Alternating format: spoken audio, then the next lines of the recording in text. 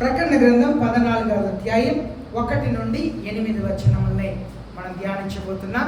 ప్రకటన గ్రంథం 14వ అధ్యాయం 1 నుండి 8 వచనములనే మనం ధ్యానించబోతున్నాం. ఇక్కడ పరిశుద్ధ పర్వతం మీది 144,000 మంది విశేషమైన ఒక గుంపుని చూస్తున్నాం. ఇక్కడ మనం చూస్తున్నది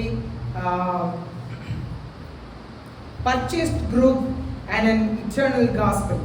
ఈరోజు మనం ధ్యానించబోయేది purchased group and eternal gospel, కొనబడిన ఒక సమూహం, అలాగనే నిత్య సువార్తల గురించి మనం ధ్యానించబోతున్నాం. ఇక్కడ మనం చూస్తున్నాము, there are people who conduct themselves holy in the earth. ఈ లోకంలో కూడా కొందరు తాము పరిశుద్ధంగా కాపాడుకుంటున్న వారు ఉన్నారు. దేవుని వాక్యం సెలవిస్తుంది, ఈ లోకంలో తాము పరిశుద్ధంగా కాపాడుకుంటున్న వారు ఉన్నారు. అబద్ధాలే మాట్లాడని క్రైస్తవులు కాని వారు చాలామంది ఉన్నారు. విభచారమే చెయ్యని క్రైస్తవులు కాని కొందరు ఉన్నారు. మందు తీసుకోకుండా, పొగ తాగకుండా, మత్తు పదార్థం తీసుకోకుండా ఉంటున్న క్రైస్తవులు కాని వారు ఉన్నారు. వారు దేవునికి వైరాగ్యం కలిగిన వారు, ఎవరిని హాని చేయని వారు, ఎవరికి ద్రోహం చేయని వారు క్రైస్తవులు కాని వారు ఈ లోకంలో ఉన్నారు. క్రైస్తవులు మాత్రమే నీతి కలిగి ఉన్నారా? క్రైస్తవులు మాత్రమే అబద్ధం చెప్పగా ఉన్నారా? ఇతరులు డబ్బుకు ఆశపడకుండా, మోసం చేసి సంపాదించకుండా, ఉన్నది నాకు చాలు అని తృప్తి కలిగిన వారు క్రైస్తవులు కాని వారు కూడా ఈ లోకంలో ఉన్నారు. కానీ ఈ లోకంలో మంచి క్రియలు చేసేవాళ్ళు చాలామంది ఉన్నారు. దాన ధర్మాలు చేసేవాళ్ళు చాలామంది ఉన్నారు. అయితే మనం మంచి క్రియలు చేత మన దేవుని దగ్గర వెళ్ళగలుగుతాము అనే ఒక నమ్మకముతో ఎంతో మంచి వారు ఈ లోకంలో ఉన్నారు. ఎంతోమంది ఈ లోకంలో ఉన్నారు. నీతి కలిగిన జీవితంని జీవిస్తున్న వారు ఉన్నారు. అబద్ధములే చెప్పకుండా జాగ్రత్త కలిగిన జీవితంని జీవిస్తున్న వారు ఉన్నారు. కోపపడకుండా ఓర్పు సహనం కలిగి ఉన్నవారు క్రైస్తవులు కాని వారు ఈ లోకంలో ఉన్నారు. కానీ మన మంచి క్రియల చేత మన పరలోక రాజ్యం వెళ్ళలేము. మన మంచి క్రియల చేత మన దేవుని దగ్గర వెళ్ళలేము. వాళ్ళు తమ మంచి క్రియల చేత దేవుని దగ్గర వెళ్ళగలుగుతామని అనుకుంటున్నారు. మన మంచి క్రియలు, మన నీతి క్రియలు దేవుని దృష్టిలో అది మురికి గుట్టలను మన వాక్యంలో చదువుతున్నాం. మన మంచి క్రియలు, మన నీతి దేవుని దృష్టిలో మురికి గుట్టలకు సమానం అంట. అయితే మనం దేవుని ఎలా చేరగలుగుతాం? మనం దేవుని చేరగలగాలంటే యేసయ్య ఒక్కరే మార్గం. యేసయ్య దానికే చెప్పారు, నేనే మార్గమును, నేనే సత్యమును, నేనే జీవమై ఉన్నాను. నా ద్వారా కాక ఎవరు కూడా తండ్రిని చేరలేరు అన్నాడు. మంచి జీవితం కలిగిన వారు ఈ లోకంలో మనకంటే ఎంతో మంది ఉన్నారు. క్రైస్తవుల కంటే మంచి జీవితం జీవిస్తున్న వారు ఎంతో మంది ఉన్నారు.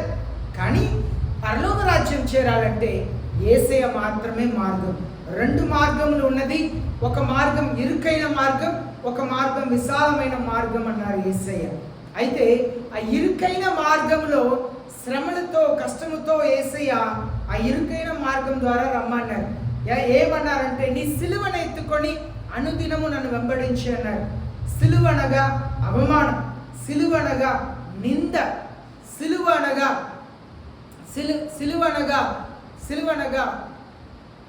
చాలా భరించవలసింది ఉంటుంది. యేసయ్య వాటి అన్నింటినీ కూడా భరించారు. నిందల్ని, అవమానంని భరించారు. సిలువ అనగా అది మరణములకు సూచన. నీ సిలువను ఎత్తుకొని వెంబడించమన్నారు. మన సిలువ ఏంటంటే స్వచ్ఛితం. మనందరికీ కూడా స్వచ్ఛితంని దేవుడు ఇచ్చారు. మనకి ఇష్టం వచ్చినట్లుగా మనం చేయవచ్చు, ఇష్టం వచ్చినది తినవచ్చు, ఇష్టం వచ్చిన చోటుకు వెళ్ళవచ్చు, ఇష్టం వచ్చినట్లుగా జీవించవచ్చు, ఇష్టం వచ్చినట్లుగా ప్రవర్తించవచ్చు. కానీ యేసయ్య చెప్తున్నారు, నీ స్వచ్ఛితమునకు నువ్వు మరణించాలి, నీ స్వచ్ఛితమునకు నువ్వు చావాలి, నువ్వు నా కొరకు నువ్వు బ్రతకాలి. యేసయ్య అదే చెప్పారు, నేను నా తండ్రి చిత్తమును చేయుటకు నేను వచ్చాను. అలాగనే a special group of people who in heaven in a special place. ఇక్కడ మనం చూస్తున్నాము, ప్రత్యేకమైన ఒక గుంపు,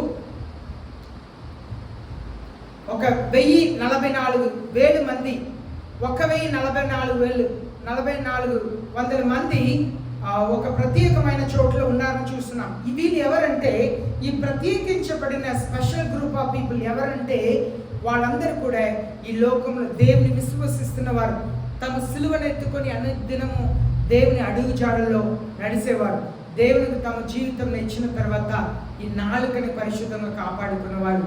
వాళ్ళు అబద్ధం అనే మాట వాళ్ళ నాలుక నుండి రాలేదంట. తాము పరిశుద్ధంగా కాపాడుకున్నవారు. యేసే చెప్పారు, సాతానుడు అబద్ధమునకు జనకుడును ఆయన అబద్ధమునకు తండ్రి అయి ఉన్నారు అని చెప్పారు.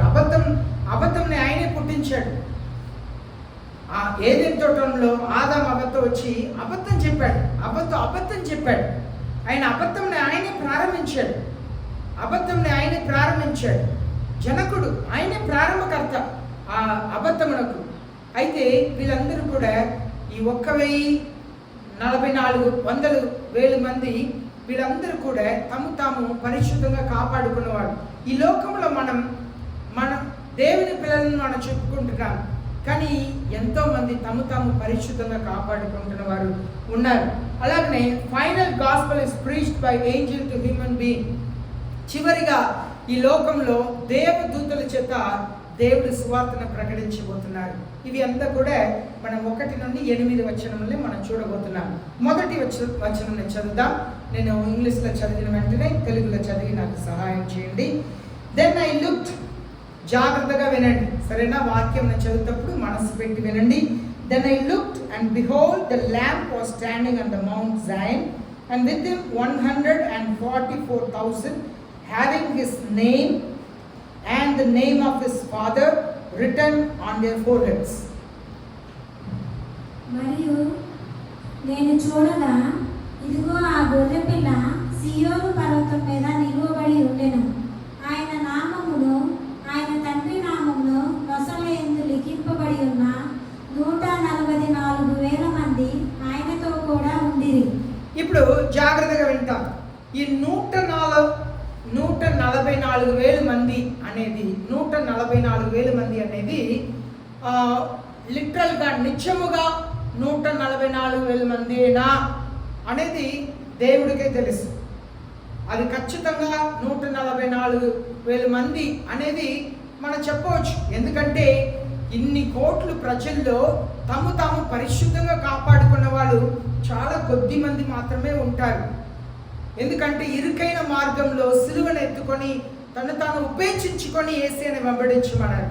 ఈ 144,000 మంది ఎవరంటే తాము ఉపేక్షించుకున్నవారు. వాళ్ళు తాము ఉపేక్షించుకున్నారంటే తమ ఆశల్ని ఉపేక్షించుకున్నారు. దేవుని ఆశల్ని మాత్రమే నెరవేర్చాలని ఆశపడ్డారు. వాళ్ళు తమ స్వచ్ఛతని నెరవేర్చుటకు ఏ రీతిలో కూడా ఇష్టపడని వారిని మనం చూస్తున్నాం. వీళ్ళు ఎవరిని మనకు స్పష్టంగా తెలీదు. మనం దేవుని సన్నిధికి వెళ్తేప్పుడే వీళ్ళు ఎవరిని మనం తెలుసుకోగలుగుతాం.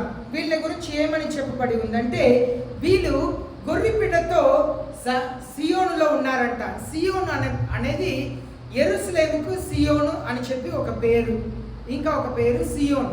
దానికే చాలా పాటలు కూడా బహు సౌందర్య సియోనులో అని చెప్పి పాడుతుంటారు. ఇది రెండేదిగా, ఒకటి యెరూషలేమునే సియోను చెప్పవచ్చు, ఇంకా ఒకటి సియోన్ అనేది పరలోకంలో యేసయ్య, ఈ లోకంలో యేసయ్యని నమ్ముకున్న వారి కొరకు ఏర్పాటు చేసిన ఒక స్థలమునకు ఒక నూతనమైన యెరూషలేం అని పరలోక రాజ్యంలో ఉన్నదాన్ని సియోను చెప్తారు.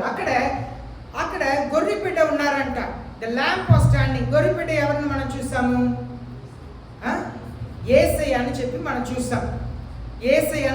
అయ్యా, యేసయ్యతో పాటు ఈ 144,000 మంది అక్కడ ఉన్నారంట. యేసయ్యతో పాటు అక్కడ నిలబడి ఉన్నారంట. దేవునితో నిలబడాలంటే వారు ఎంత విశేషమైన జీవితంని కలిగి ఉండాలి, ఎంత పరిశుద్ధత కలిగిన జీవితంని కలిగి ఉండాలి. వాళ్ళు యేసయ్యతో పాటు ఉండటకు వాళ్ళకి అధికారం ఇవ్వబడిందంటే వాళ్ళు ఎంత మంచి జీవితంని జీవించి ఉండాలని మనం ఆలోచన చేయాలి. చూడండి, ఇక్కడ చూస్తున్నాము వాళ్ళ నొసట మీది పేర్లు రాయబడి ఉన్నదంట. ఇక్కడ మనం చూస్తున్నాము, మనం యేసయ్యని నిజముగా యేసయ్యని నమ్ముకున్నామంటే పబ్లిక్గా కన్ఫెస్ చేస్తే మాత్రం చాలదు. Public confession of Jesus Christ is god. యేసయ్య నిజమైన దేవుడిని బహిరంగంగా చెప్పటం మాత్రమే కాదు, కానీ నిజముగా మనం వ్యక్తిగత జీవితంలో యేసయ్యకి ఇష్టమైన రీతిగా జీవించాలి. నేను మైక్ల వాస్తవంలో బహిరంగంగా చెప్పకూడదు, కానీ మనకి కూడా ఒక ప్రధానమైన ఒక వ్యక్తి ఉన్నారు. ఆ వ్యక్తి ఇలాగూ చెప్పారంట, నా కార్లో బైబిల్ ఉంటుంది, నా ఆఫీస్లో బైబిల్ ఉంటుంది, నా ఇంట్లో బైబిల్ ఉంటుంది, నేను బైబిల్ చదువుతాను, నేను క్రైస్తవురాలని అని చెప్పారు. మంచిదే, మంచి సాక్ష్యమే. ఒక ఎవరు కాదు, ఇప్పుడున్న హోమ్ మినిస్టర్, మన ఆంధ్రప్రదేశ్ హోమ్ మినిస్టర్ ఆవిడ బహిరంగంగా చెప్పారు, నా కారులో బైబిల్ ఉంటుంది, నా ఆఫీస్లో బైబిల్ ఉంటుంది, ఇంట్లో బైబిల్ ఉంటుంది, నేను ఒక క్రైస్తవురాలు అని చెప్పి మన ఆంధ్రప్రదేశ్ హోమ్ మినిస్టర్. కానీ బైబిల్ ఉంది, మంచి సాక్ష్యమే, కానీ అన్య దేవుళ్ళని కూడా నమస్కరించడం యేసయ్య అంగీకరించారు. యెషయా ప్రవక్త ఇశ్రాయేల్ ప్రజల దగ్గర చెప్తున్నారు, మీరు ఎంత మటుకు కుంది నడుచుతారు. దేవుడు యెహోవా దేవుడు అయితే మీరు దేవుని దగ్గర రండి, బయట దేవుడు అయితే అటువైపు వెళ్ళిపోండి, ఇటు ఒక కాలు అటు ఒక కాలు అంటే అది కుదరదని చెప్పారు. మన యేసయ్యను బహిరంగ అంగీకరించడం చాలా ప్రాముఖ్యం. మత్తయి రాసిన 10వ అధ్యాయం 32-33 వచనం చదువుదాం. మత్తయి రాసిన 10వ అధ్యాయం 32-33 వచనం చదువుదాం. మనుషుల ఎదుట నన్ను ఒప్పుకొని వాడెవడో పరలోకమందు నా తండ్రి ఎదుట నేను వానిని ఒప్పుకొందును. మనుషుల ఎదుట ఎవడు నన్ను ఎరుగనను వానిని పరలోకమందు నా తండ్రి ఎదుట నేను ఎరుగనందును. చూడండి, మనుషుల ఎదుట ఒప్పుకోవాలంట. యేసయ్య దేవుడిని ఒప్పుకోవాలి, మనుషుల ఎదుట ఒప్పుకోవాలి. ఒకవేళ మనుషుల ఎదుట మన యేసయ్య దేవుడిని ఒప్పుకోకపోతే పరలోకంలో తండ్రి ఎదుట యేసయ్య మనల్ని ఒప్పుకోరంట, మనల్ని అంగీకరించారంట. కనుక బహిరంగంగా అంగీకరించడం చాలా చాలా ప్రాముఖ్యం. రహస్యమైన క్రైస్తవులుగా ఉండుటకు దేవుడు మనల్ని పిలవలేదు.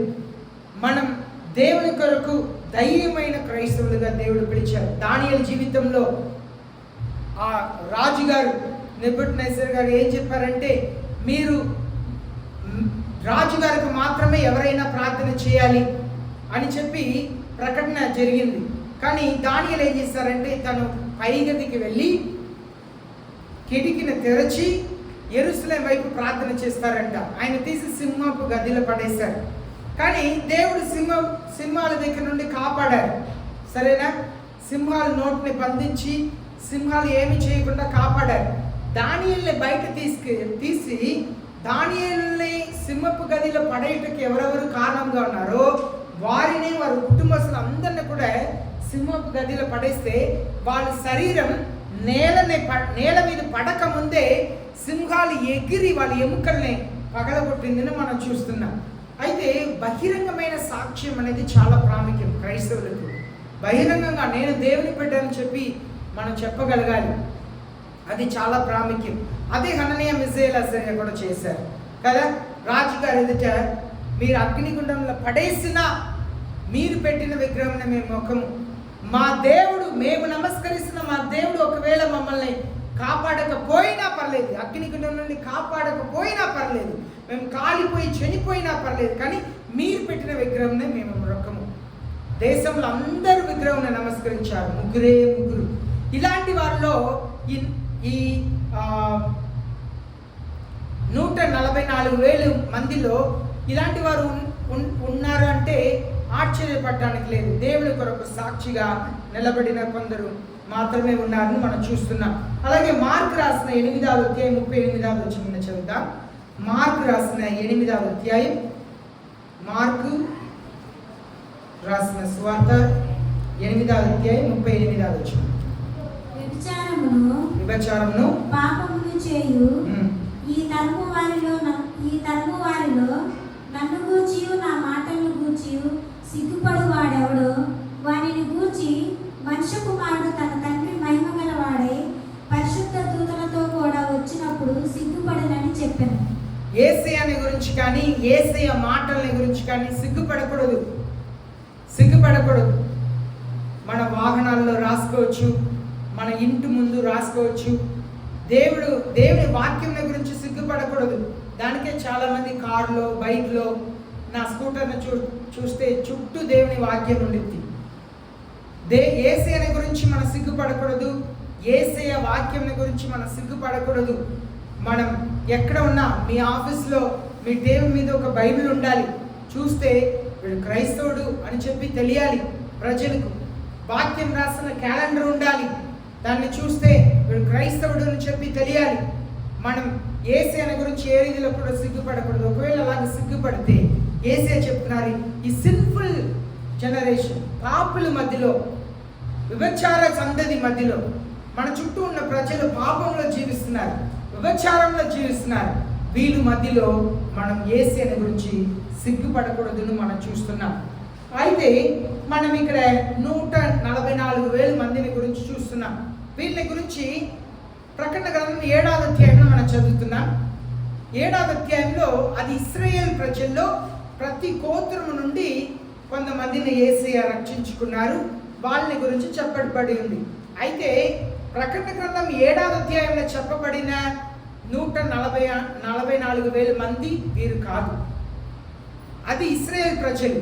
144,000 మంది 7వ అధ్యాయంలో చదువుతున్నది ఇశ్రాయేల్ ప్రజలు.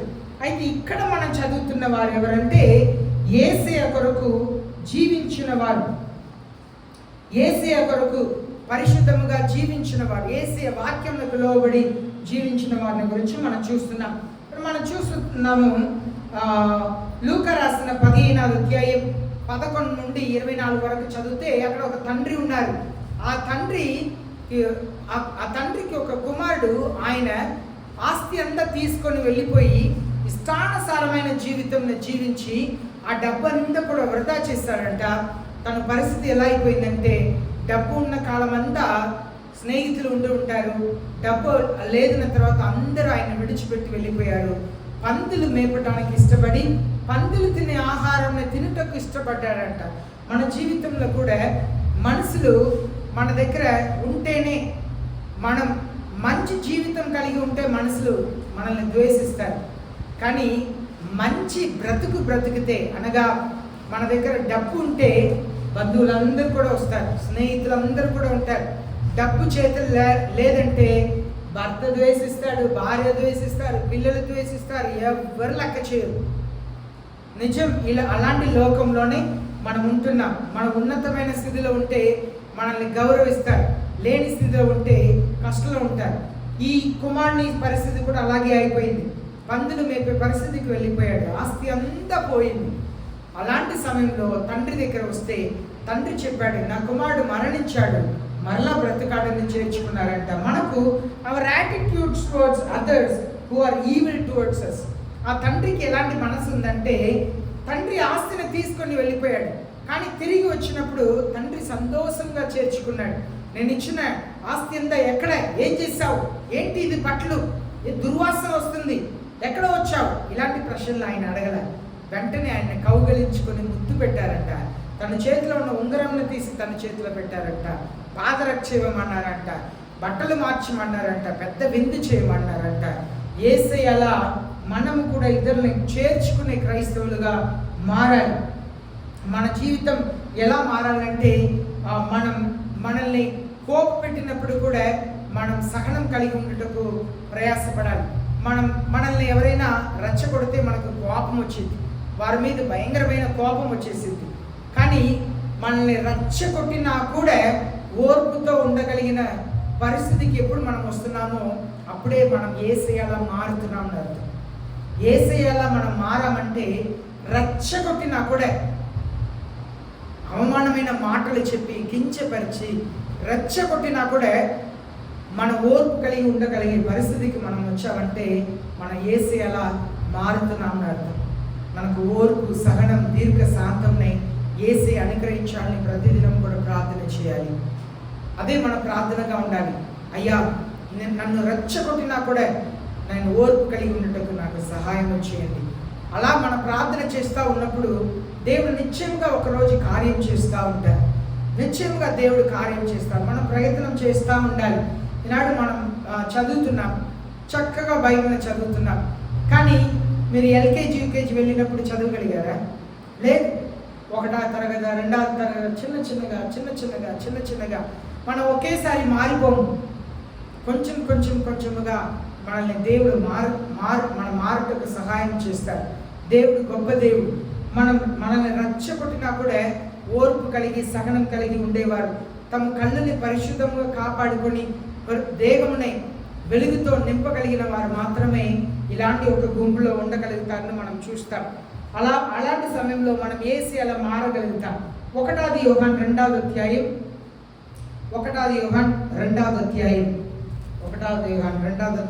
12వ వచనం నుండి 14వ వచనం వరకు చదువుదాం. చిన్నపిల్లలారా, ఆయన నామమును బట్టి మీ పాపములు క్షమింపబడ్డవు గనుక మీకు రాయిచున్నాను. తండ్రులారా, మీరు ఆది నుండి ఉన్నవానిని ఎరిగి ఉన్నారు కనుక మీకు రాయిచున్నాను. యవనస్తులారా, మీరు దుష్టుని జయించి ఉన్నారు కనుక మీకు రాయిచున్నాను. చిన్నపిల్లలారా, మీరు తండ్రిని ఎరిగి ఉన్నారు కనుక మీకు రాయిచున్నాను. తండ్రులారా, మీరు ఆది నుండి ఉన్నవానిని ఎరిగి ఉన్నారు కనుక మీకు రాయిచున్నాను. యవనస్తులారా, మీరు బలవంతులు, దేవుని వాక్యము మీ యందు నిలుచుచున్నది. మీరు దుష్టుని జయించి ఉన్నారు కనుక మీకు రాయిచున్నాను. ఇక్కడ చూడండి, యోహాను చిన్న పిల్లలకు రాస్తున్నారు, యవనస్తులకు రాస్తున్నారు, పెద్దవాళ్ళకి రాస్తున్నారు. వాళ్ళందరూ కూడా దేవుని ఎరిగి ఉన్నారని, దేవుని జయిస్తున్నారు, అనగా శోధనని సాతానుని జయిస్తున్నారు కనుక నేను మీకు రాస్తున్నాను అని చెప్తున్నారు. యవనస్తులారా, మీరు బలవంతులు కనుక మీకు రాస్తున్నాను. చిన్నపిల్లలారా, మీ పాపములను దేవుడు క్షమించారు కనుక రాస్తున్నాను అని చెప్తున్నారు. మన జీవితంలో కూడా మనం యేసయ్య, the nature of the father, if you continue to grow we will become like heavenly father. మన చిన్నగా ఆత్మీయంగా ఎదుగుతప్పుడు మన పరలోకపు తండ్రి వలె మనం ఒకరోజు మారుతాం. మనం ఆశ కలిగి ఉండాలి. నన్ను మీరు మార్చండి ప్రభువా, మీకు ఇష్టమైన వారుగా మార్చండి అని మనం చూడాలి. అదే ఇక్కడ చూస్తున్నాము, వారి నొసట మీద ఆ పేర్లు రాయబడి ఉందంట. వారి నొసట మీద పేరు రాయబడి ఉందంట. ఏ పేరు రాయబడి ఉంది అని మనం చూసినట్లయితే ఎవరి పేరంటే తండ్రి పేరు రాయబడి ఉందంట. మనకు యేసయ్య ప్రార్థన చేసేటప్పుడు, మా పరలోకపు తండ్రి, మీ నామం పరిశుద్ధపరచబడింది గాక, మీ రాజ్యం వచ్చింది గాక, మీ చిత్తం నెరవేరింది గాక అని ప్రార్థన చేయమన్నారు. కానీ తండ్రి పేరు ఏంటిని యేసయ్య మనకు చెప్పలేదు. యేసు అనే నామం ఈ లోకంలో పుట్టిన వాళ్ళందరూ కూడా రక్షణ పొందుటకు మాత్రమే యేసు అనే నామం ఇవ్వబడి ఉంది. అది భూమిలోను ఆకాశంలోను ఉన్నతమైన నామం అని మనం చూస్తున్నాం. Jesus name above all names అని మనం చూస్తున్నాం. యేసు అనే పేరు ఈ లోకంలో గొప్ప నామం. యేసు అనే నామం ద్వారానే మనం రక్షించబడతామని చూస్తున్నాం. కానీ యేసయ్యకు పరలోకంలో ఇంకా ఒక పేరు ఉంది. ఈ లోకంలో ఇవ్వబడిన పేరే బైబిల్లో ఇమ్మాన్యుయేల్ అని ఇవ్వబడింది. ఇమ్మాన్యుయేల్ అనగా దేవుడు మనకు తోడై ఉన్నారు అని అర్థం. యేసు అనే నామంతో పిలిచారు. కానీ ఈనాడు ఎంతమందికి యేసు అనే పేరు ఉంది చూస్తున్నారు కదా. చాలా మందికి పేరు యేసు అని ఉంది. కానీ పరలోకంలో యేసయ్యకు ఒక నూతనమైన నామం పేరు ఇవ్వబడుతుంది. అలాగే తండ్రి పేరు వారికి మాత్రమే రాయబడింది. వారి నొసటలో తండ్రి యొక్క పేరు, యేసయ్య పేరు పరలోకంలో నూతనమైన పేరు రాయబడి ఉన్నదంట. ఇప్పుడు 2వ వచనం చదువుతాం. ప్రకటన గ్రంథం 14వ అధ్యాయం 2వ వచనం. And I heard a voice from heaven, like the sound of many waters, like the sound of the loud thunder, and the voice which I heard was like the sound of harpists playing on their harps. మరియు విస్తారమైన జలముల ధ్వనితోను గొప్ప ఉరుము ధ్వనితోను సమానమైన ఒక శబ్దము పరలోకంలో నుండి రాగా వింటిని. నేను వినిన ఆ శబ్దము వీణులు వాయించుచున్న వైదికుల నాదమును పోలినది. ఇప్పుడు చూడండి, పరలోకం నుండి ఆ శబ్దం వినిపిస్తుందంట. ఇప్పుడు పరలోకం నుండి వినిపిస్తుందంటే సియోనులో ఎవరు ఉన్నారు చదివాము. సియోనులో ఎవరు ఉన్నారు? గొర్రెపేట ఉన్నారు. గొర్రెపేటతో పాటు ఎవరు ఉన్నారు? 144,000 మంది ఉన్నారని చూస్తాం. ఇప్పుడు 2వ వచనంలో పరలోకం నుండి ఒక శబ్దం వినిపిస్తుందంట. అయితే ఆ సియోన్ ఎక్కడ ఉంది? ఆ సియోన్ ఎక్కడ ఉంది? పరలోకంలో ఉన్నదని మనం చూస్తున్నాం. ఆ సియోన్ నుండి ఒక శబ్దం వస్తుందంట. ఆ శబ్దం ఎలా ఉందంటే సౌండ్ ఆఫ్ మెనీ వాటర్స్. మీరు మౌనంగా ఉన్నప్పుడు వరద వెళుతుంది, లేకపోతే అడవిలో నది వెళుతుంది అనుకోండి, ఆ శబ్దం భయంకరంగా ఉండిద్ది. నా చిన్నప్పుడు ఒక ఫారెస్ట్కి వెళ్ళాం. అక్కడ ఆ ఫారెస్ట్లో ఒక నది ఉన్నది. మేము బస్సులో ఆ కొండ ప్రాంతంలోకి వెళుతున్నప్పుడే దూరం నుండి మాకు శబ్దం వినిపిస్తుంది. ఆ నది పారే శబ్దం వినిపిస్తుంది. అలాంటి ఒక శబ్దం వినిపిస్తుందంట. ఇప్పుడు మీరు సముద్రం దగ్గర వెళ్తేప్పుడు ఆ సముద్ర అలల శబ్దం వచ్చింది కదా, అలాగే నది పారే శబ్దం ఎలా ఉండిద్దో అలాంటి శబ్దంగా ఉందంట. తర్వాత లౌడ్ థండర్, ఉరుములు ఎలా ఉంటుందో ఆ శబ్దం నదిలా ఉంటుందంట, ఉరుముల్లాగే ఉంటుందంట. మరలా హార్పిస్ట్ అంటే వాళ్ళు వాయిద్యములు వాయించేవారు శబ్దంలా ఆ శబ్దం, గొప్ప శబ్దం వాళ్ళకి వినిపిస్తుంది అని చెప్పి ఇక్కడ చూస్తున్నాం. అయితే వీళ్ళందరూ కూడా దేవుని స్తుతించుటకు సిద్ధమయ్యారు అని చెప్పి చూస్తున్నాం. ఈ శబ్దం ఏంటంటే, అయ్యా తండ్రి మీరు మాత్రమే అరుగుడు, ఘనతకు మహిమకు మీరే అరుగుడు, అయ్యా రక్షణకు మీరే కారణం, పాపములు క్షమించే దేవుడిని చెప్పి సమస్త ఘనత మహిమ మీకే అని చెప్పి వారు ఒక నూతనమైన పాటని పాడి స్తుతిస్తున్నారు. 3వ వచనం చదువుతాం. And they sang a new song before the throne, before the 4 living creatures and the elders, and no one could learn the song except the 144,000 who had been purchased from the earth. వారు సింహాసనం ఎదుటను ఆ 4 జీవుల ఎదుటను పెద్దల ఎదుటను ఒక కొత్త కీర్తన పాడుచున్నారు. భూలోకంలో నుండి కొనబడిన ఆ 144,000 మంది తప్ప మరి ఎవరినూ ఆ కీర్తన నేర్చుకొనజాలరు. ఇప్పుడు చూస్తున్నాము సింహాసనం మీద ఎవరున్నారు? గొర్రెపిట్ట ఉన్నారు, యేసయ్య ఉన్నారు. సింహాసనం చుట్టూ ఏముంది? 4 ఆత్మలు. మనం చూస్తున్నాము 4 స్పిరిట్ ఉంది, సరేనా? లివింగ్ క్రీచర్ ఉన్నారు. తర్వాత ఎవరున్నారు? 24 పెద్దలు ఉన్నారని చూస్తున్నాం. అయితే ఇక్కడ వీళ్ళతో పాటు అక్కడ ఈ 144,000 పీపుల్ అక్కడ ఉన్నారంట. వాళ్ళు ఒక కొత్త పాటని పాడుతున్నారంట. ఆ పాట వాళ్ళకి తప్ప ఎవ్వరికి తెలియలేదు అని చెప్పి ఇక్కడ చెప్పబడి ఉంది. వీళ్ళు ఎవరంటే వీళ్ళు కొనబడిన వారంట. వీళ్ళు కొనబడిన వారు అంటే యేసయ్య వీళ్ళందరినీ కూడా కొన్నారు. అది పాత నిబంధనలో కొందరు ఉన్నారు, దేవుని కొరకు వైరాగ్యం కలిగి జీవించిన వారు ఉన్నారు. హానోకునే దేవుడు ఎత్తుకున్నారంట. ఆయన పెళ్లి అయిన తర్వాత 360 సంవత్సరాలు దేవునితో సంచారం చేశారంట. పెళ్లి అయింది, భార్య పిల్లలు ఉన్నారు. భార్య పిల్లలు ఉంటే సమస్య ఉంటుందని అర్థం, సరేనా? అయినప్పుడు కూడా ఆయన దేవునితో సంచారం చేశారంట. మనకి ఎన్ని కష్టములు బాధలు ఉన్నా కూడా వాక్యంని చదవటం మానకూడదు, ప్రార్థన చేయటం మానకూడదు. ఎన్ని శోధనలు ఎన్ని కష్టములు వచ్చినా దేవునికి దూరముగా దేవుని పిల్లలు ఉండకూడదు. అయ్యో నేను దేవునికి ఇష్టం లేని పని చేశాను కనుక నేను దేవునికి దూరముగా ఉంటాను అనుకోవటం పొరపాటు, తప్పు. మన దేవునికి సన్నిహితంగా జీవించడం చాలా ప్రాముఖ్యం. వారు కొనబడిన వారు అంట.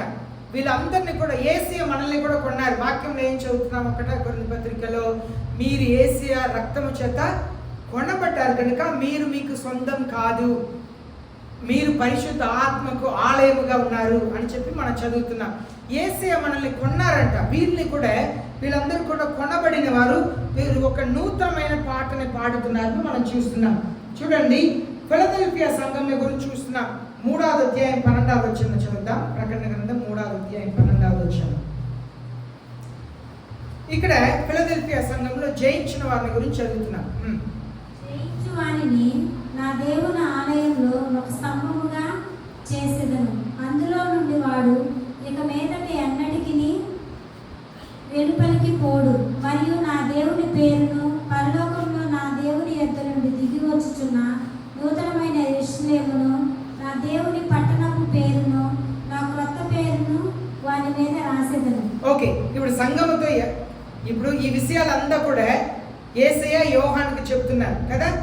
నా పేరును, నా తండ్రి పేరును, రెండుసారి ఈ మాటను చూసారా?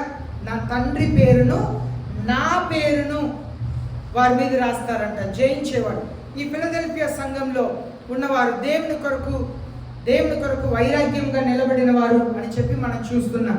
ఇప్పుడు 4వ వచనం చదువుదాం.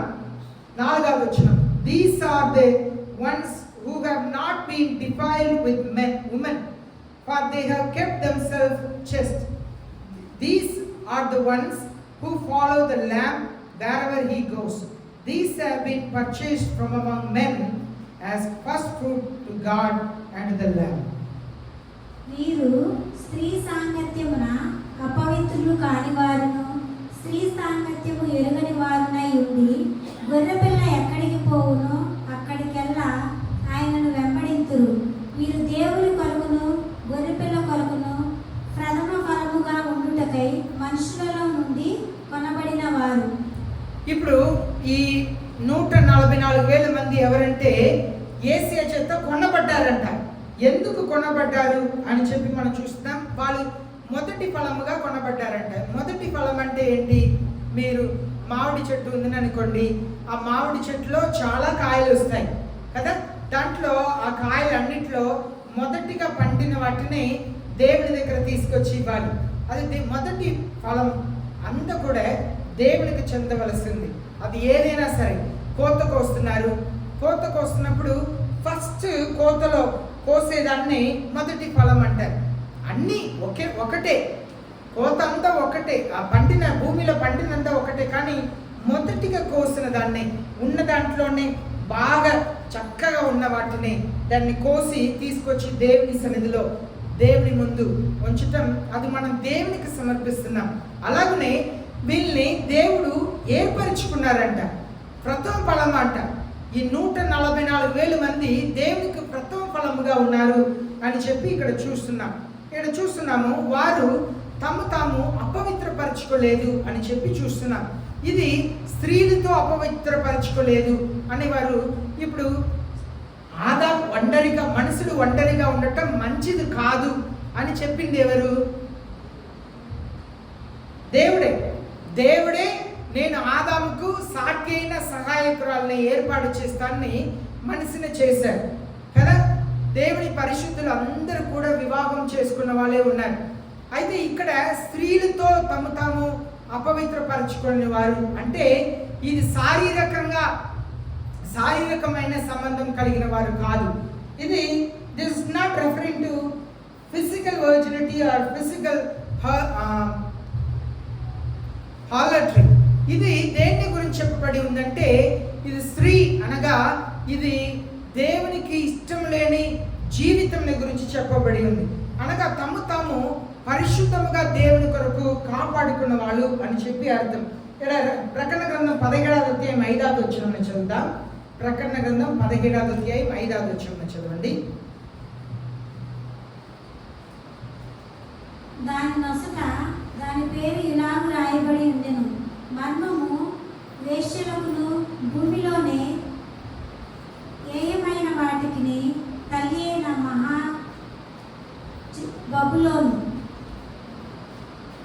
వేశ్యలకును భూమిలోని ఏయమైన వాటికి తల్లి అయిన మహా బబులోను. ఓకే, ఇక్కడ తల్లి అయిన మహా బబులోను చెప్పబడి ఉంది. ఇప్పుడు 5వ వచనం చదవండి. దాని నొసట దాని పేరు ఇలాగ రాయబడి ఉండెను. ఓకే, ఇక్కడ తెలుగులో దాని ఉంది. ఇంగ్లీష్ లో the woman was clothed in purple scarlet. 6వ వచనంలో I saw the woman drunk with blood of the saints అని చెప్పి ఒక స్త్రీని గురించి ఈ బబిలోన్ని ఒక స్త్రీకి పోల్చి ఉన్నారు. సరేనా? బబిలోన్ అంటే ఏంటిని మనం చూస్తాం.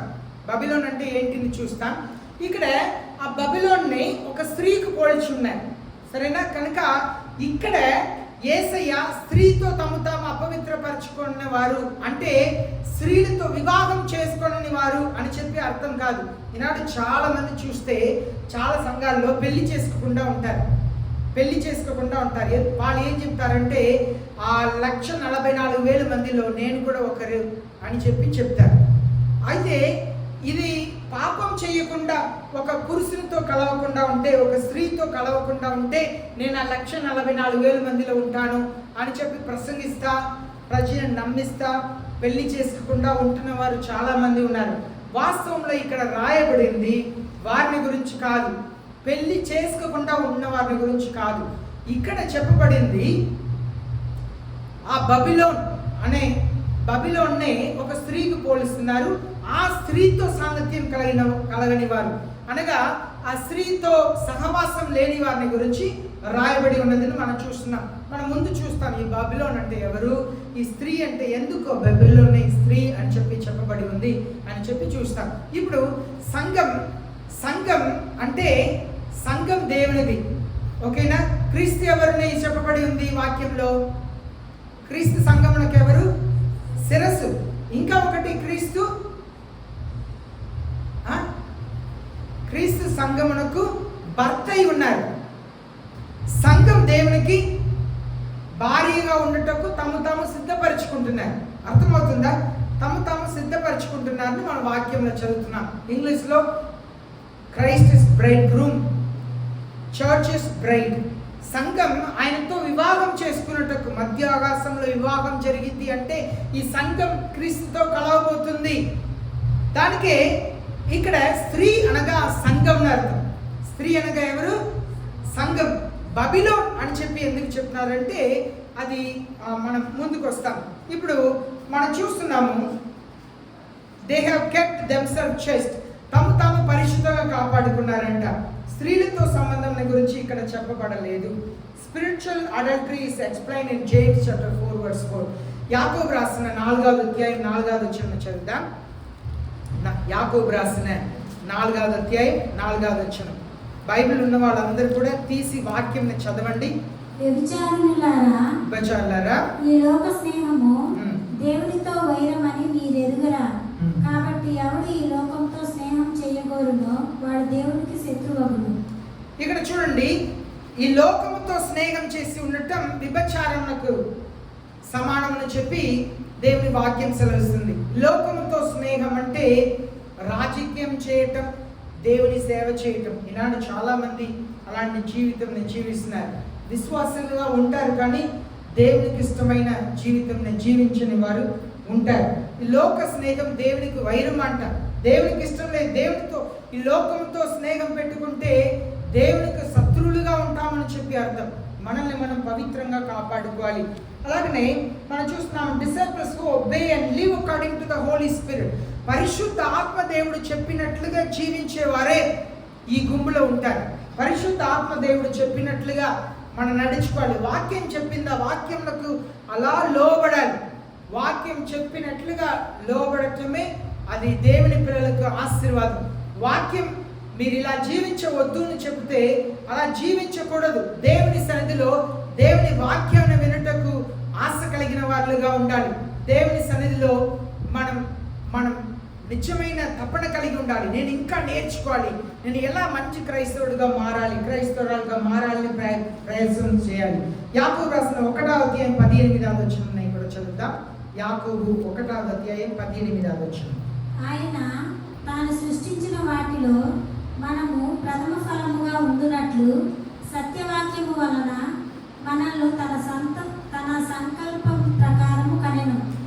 చూడండి, ప్రథమ ఫలముగా ఉండుటకు మనల్ని కన్నారంట. అనగా మనం జన్మించాం. ఒకరు ఆత్మ మూలముగా, నీటి మూలముగా మరలా జన్మించకపోతే మారు మనసు పొందము. అదే ఇక్కడ చెప్తున్నాం, మనల్ని కన్నారంట. మొదటి ప్రథమ ఫలముగా ఉండుటకు కన్నారంట. ఈ మొదటి ప్రథమ ఫలముగా కండ వారిలో తాము పరిశుద్ధంగా కాపాడుకున్న వారే ఈ 144,000 మందిని గురించి ఇక్కడ మనం చదువుకొని వస్తున్నాం. అయితే ఇక్కడ మనం చూస్తున్నది దేవుని పిల్లలు మనల్ని మనం పరిశుద్ధంగా కాపాడుకోవటం చాలా ప్రాముఖ్యం. 5వ వచనం చదువుదాం. ప్రకటన గ్రంథం 14వ అధ్యాయం 5. వీరి నోట ఏ అబద్ధము కనబడలేదు. వీరు అనిందిలు, బ్లేమ్లెస్. అనిందిలు అంటే బ్లేమ్లెస్, నిందించడానికే లేదంట. ఏదన్నా నిందించాలంటే అవకాశమే దొరకట్లేదంట. నిందించుటకు అవకాశం లేనివారు. యోబుని గురించి అలాంటి సాక్ష్యం ఇచ్చారు దేవుడు. So blameless man. నిందించుటకు అవకాశమే లేదంట. ఆయన నిందించడానికి అవకాశం లేదు. మనల్ని నిందించడానికి ఎన్నో అవకాశం ఉంటుంది. సేవకుని నిందించడానికి అవకాశం ఉండిద్ది, విశ్వాసాన్ని నిందించడానికి అవకాశం ఉండిద్ది. నిందించుటకు అవకాశం లేని వారు వీరి నోట్లో అబద్ధమే కనబడలేదంట. అబద్ధాలు లేదు, అబద్ధమే మాట్లాడలేదంట. వీరు లోకం నుండి ఏర్పరచబడిన వారు, పర్చేస్డ్ పీపుల్, భూమి నుండి కొనబడిన వాడు. అనగా ఈ భూమిలో అంత పరిశుద్ధంగా జీవించారంట. తమ నాలుకనే అబద్ధమే మాట్లాడారంట, సత్యం మాత్రమే చెప్తారంట. ఉన్నది ఉన్న పాటన మాట్లాడతారంట, సత్యం చెప్పేవారు. నేను కొందరితో మాట్లాడేటప్పుడు ఇప్పుడు ప్రార్థనకు వస్తున్నాను, ఇప్పుడే వస్తామంటారు. ఇక్కడ వచ్చి ఎంత ఫోన్ చేసినా రారు. నాకు ఆశ్చర్యం, ఇప్పుడే కదా చెప్పారు. ఇంటికి వెళితే వస్తామండి అంటారు. చర్చిలో వచ్చి వాళ్ళ కొరకు ఎదురు చూసి ఉంటే రారు. అబద్ధం. అయ్యో నేను దేవుని దగ్గర అబద్ధం చెప్తున్నాను, దేవుని సేవకుల దగ్గర అబద్ధం చెప్తున్నాను. భయం లేకపోయింది. ప్రజలకు భయం లేదు ఈనాడు. దేవుని సన్నిధిలో భయం లేదు. ఈ 1,44,000 మంది ఎవరంటే అబద్ధమే లేదంట. నిందారహితులై ఉన్నారు. వాళ్ళు తాము పరిశుద్ధంగా కాపాడుకున్న వాళ్ళు. దేవుని పిల్లలు మనల్ని మనం పరిశుద్ధంగా కాపాడుకోవాలి. యోహాను సువార్త 14:6 యేసే చెప్పారు, నేనే మార్గమును, నేనే సత్యమును, నేనే జీవమై ఉన్నాను అన్నారు. నేనే సత్యం. దేవుని పిల్లలు సత్యమునే మాట్లాడాలి, ఉన్నది ఉన్నట్లుగా చెప్పాలి. అలాంటి హృదయం కలిగి ఉండాలి. మత్తయి రాసిన 12వ అధ్యాయం చదవండి. యోహాను 14:5 చదువుదాం. యోహాను 14:6 చదువుదాం. యేసు, నేనే మార్గమును సత్యమును జీవమును, నా ద్వారానే తప్ప ఎవడును తండ్రి యొద్దకు రాడు. ఇప్పుడు యేసయ్య సత్యముగా ఉన్నారు. దేవుని పిల్లలు సత్యమే మాట్లాడాలి, సత్యవంతులుగా ఉండాలి. అలాగే మత్తయి రాసిన 12వ అధ్యాయం, మత్తయి 12వ అధ్యాయం, మత్తయి 12:36-37 చదువుదాం.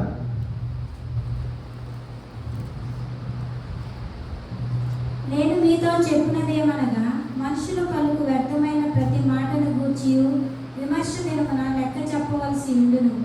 నీ మాటలను బట్టి నీతిమంతుడు అని తీర్పు నొందుదు, నీ మాటలను బట్టి అపరాధులు అని తీర్పు నొందుదు. చూడండి, మన వ్యర్థమైన ప్రతి మాటలకు మన దేవునికి లెక్క చెప్పాలంట. దేవునికి లెక్క చెప్పాలంట. మన మాట ప్రతి ఒక్క వ్యర్థమైన మాటలకు మనం ఏం చేస్తాము? కొన్నిసారి అబద్ధాలు చెప్తాం, అబద్ధాలు చెప్పిస్తాం. మీరు ఇంట్లో ఉంటా మీ పిల్లల చేత లేరుని మీరు చెప్పించారని అనుకోండి, మీ పిల్లలు కూడా ఎదిగిన తర్వాత మీరు చేసే అదే పనులని వాళ్ళు చేస్తుంటారు. మనం వాళ్ళకి నేర్పిస్తున్నాం, మనం అబద్ధం చెప్పడానికి నేర్పిస్తున్నాం. చూడండి, వ్యర్థమైన మాటలు, లేనిపోయిన మాటలు, ఇతరుల్ని నవ్వులు ఊస్తారంట.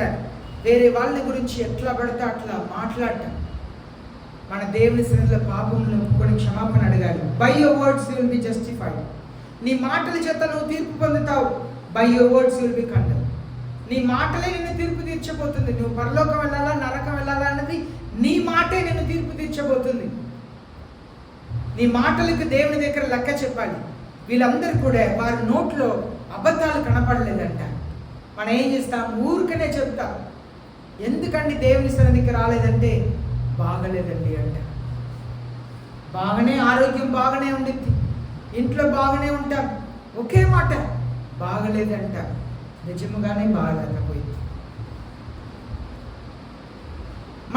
మన నోటితో ఏ పలుకుతామో వాక్యం చెప్తుంది. జీవ మరణం ఈ నాలుకల ఉందని దేవుని వాక్యం సెలవిస్తుంది.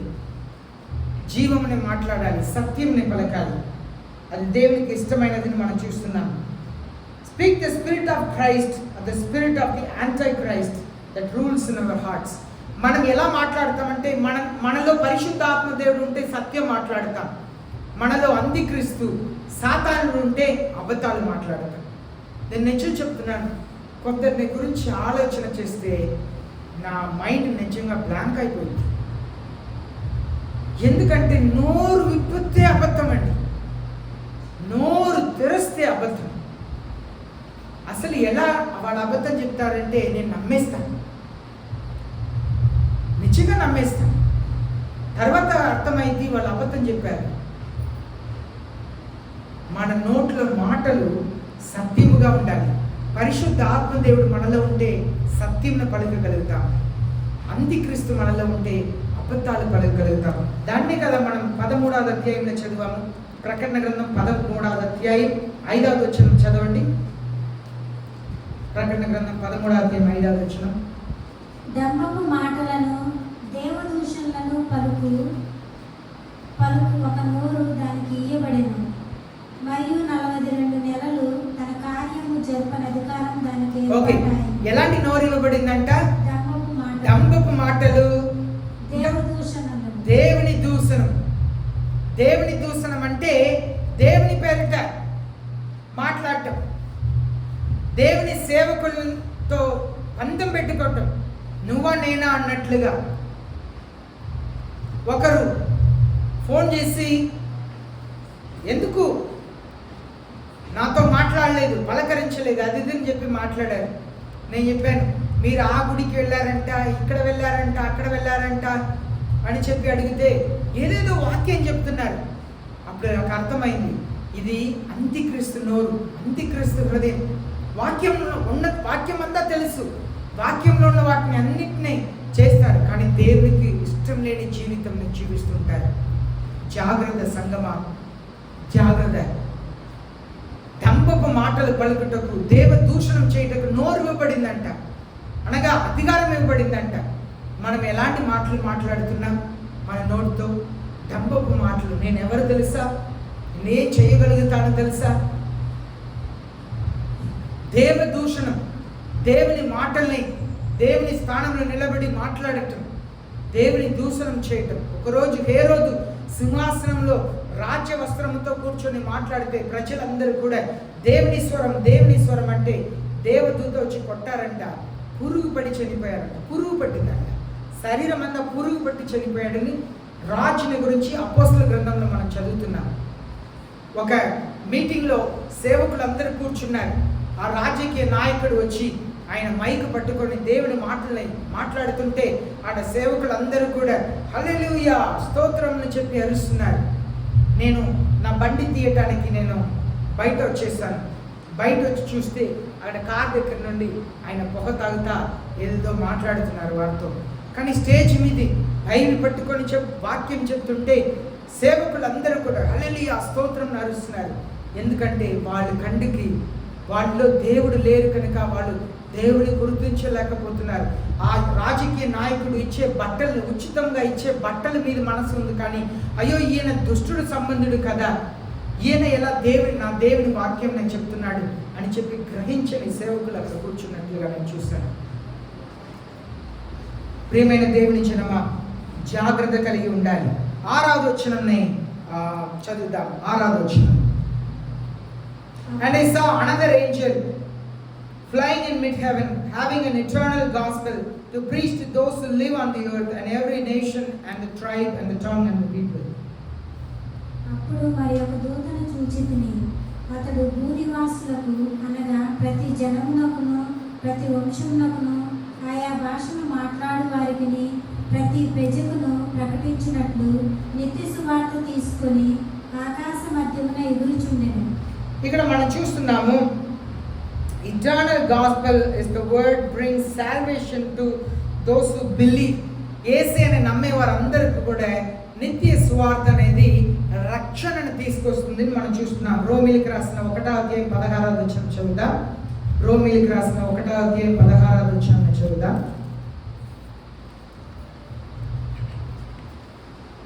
1:16.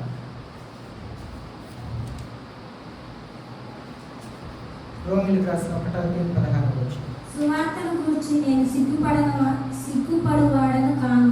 ఏలయనగా నమ్ము ప్రతి వానికి మొదట యూదునికి గ్రీసు దేశస్థునికి కూడా రక్షణ కలుగజేయుటకు అది దేవుని శక్తి అయి ఉన్నది. ఇక్కడ మనం చూస్తున్నాము సువార్తను గురించి నేను సిగ్గుపడను అంటున్నారు.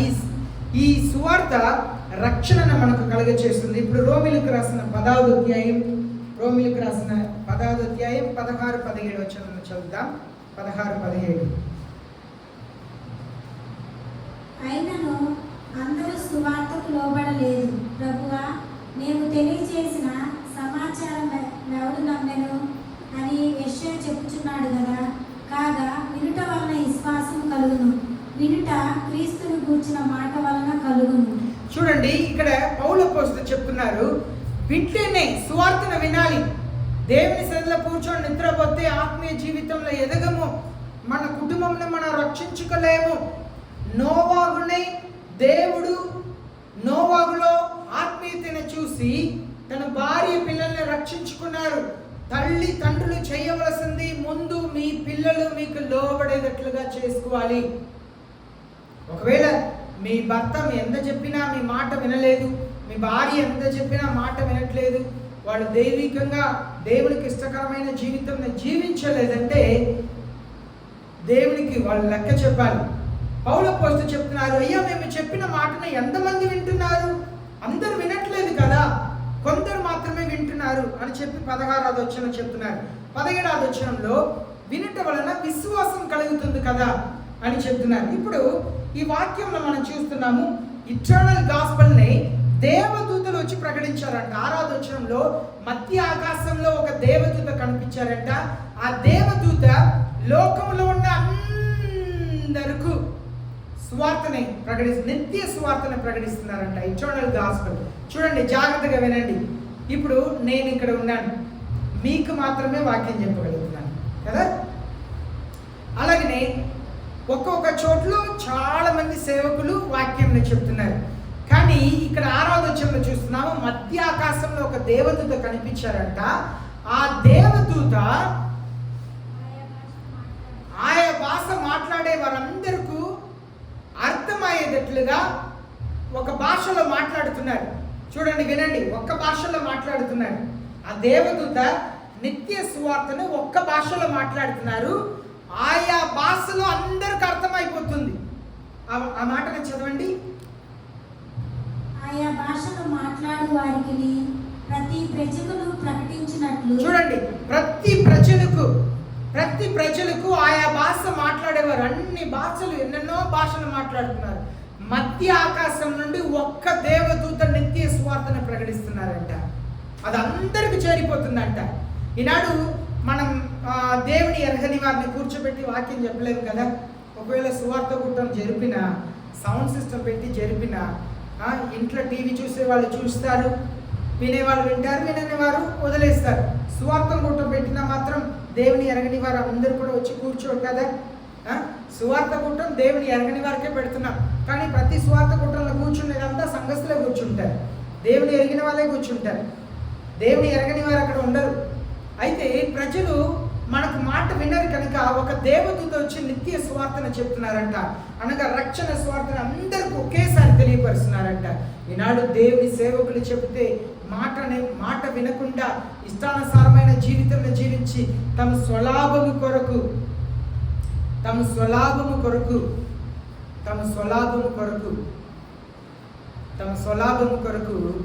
మద్దమునై రెచ్చగొట్టేవారు, ఇలాంటి వారు లేకపోలేదు ఈ భూమిలో. కనుక వాళ్ళందరికీ దేవుడు ఒక సువార్తని ప్రకటించుటకు సిద్ధమై ఉన్నారని మనం చూస్తున్నాం. ఇప్పుడు బైబిల్లో ఇటర్నల్, నిత్యమైన సువార్త అదే ఉంది కదా తెలుగులో, నిత్య సువార్త. నిత్యం అనే మాటలు చాలా చోట్ల ఉంది.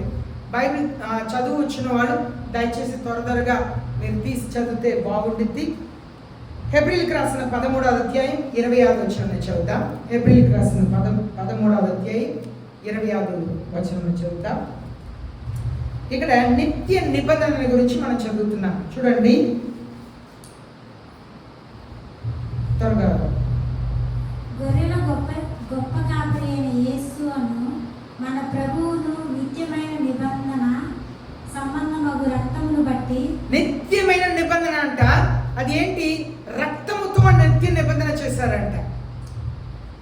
నిబంధన రక్తముతో చేశారంట. యేసయ్య సిలువలో కార్చిన రక్తం ద్వారా నిత్య నిబంధన చేసుకున్నారు.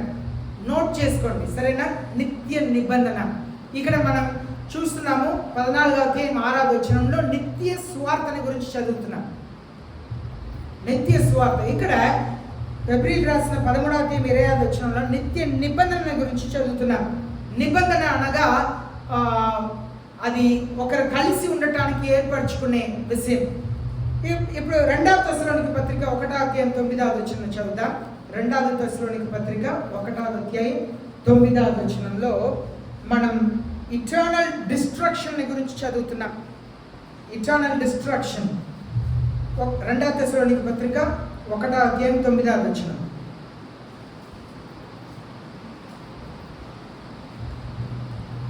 విశ్రాంతియు అనుగ్రహించుటకు 2వ తెస్సలోనికీ పత్రిక 1వ అధ్యాయం 9వ వచనం. ఆ దినమున తన పరిశుద్ధాలయమందు మహిమపరచబడును. చదవండి.